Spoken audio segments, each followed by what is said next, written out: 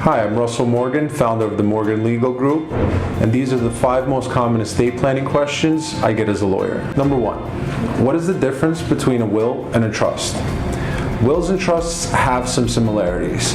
They're both estate planning tools and can work together to create the most complete plan for an estate. The main difference between a will and a trust are wills become effective upon death, whereas some trusts are effective upon creation or execution. Wills direct who receives property upon death and appoint a legal representative to oversee the process, whereas a trust can distribute property prior to death. Trusts cover only property placed in the trust, whereas wills cover anything owned solely by the person creating the will. Wills are also public record, whereas generally trusts remain private. Now, there are advantages and disadvantages to both wills and trusts. So speak to your attorney about your circumstances to determine which of the options or what combination of the two is best for you. Number 2, what is a power of attorney and should I even worry about it? Power of attorney is the granting of legal rights to another person to make decisions that you would typically make for yourself that are made by that person in the event that you're unable to do so. It's one of the most powerful estate planning tools because it gives the decision-making power that is yours alone to someone else. This person has the ability to make legal decisions concerning financial affairs and other matters.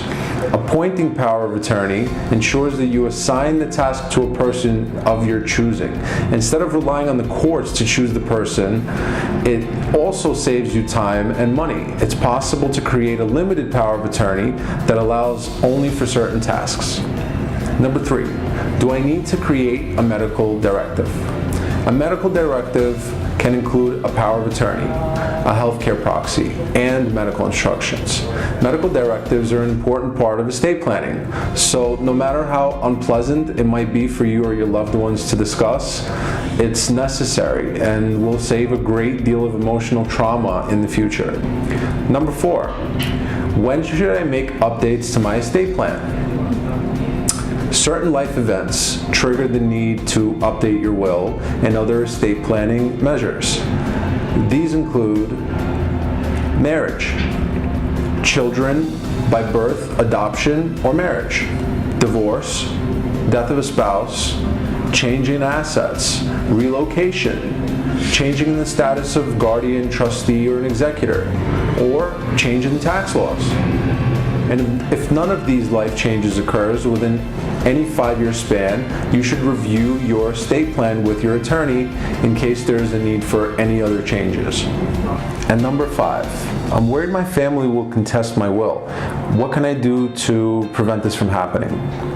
All families have challenges, and sometimes these issues spill over into the planning and even the settling of an estate. There are several things you can do to make the arrangement you intend more likely to be upheld once you are gone. Number 1, ensure your will is properly executed by working with an experienced attorney and explain your decisions to family while you are still alive. By doing that, you ensure that everyone involved is clear about your intentions. And don't be afraid to ask questions. We're always here to help.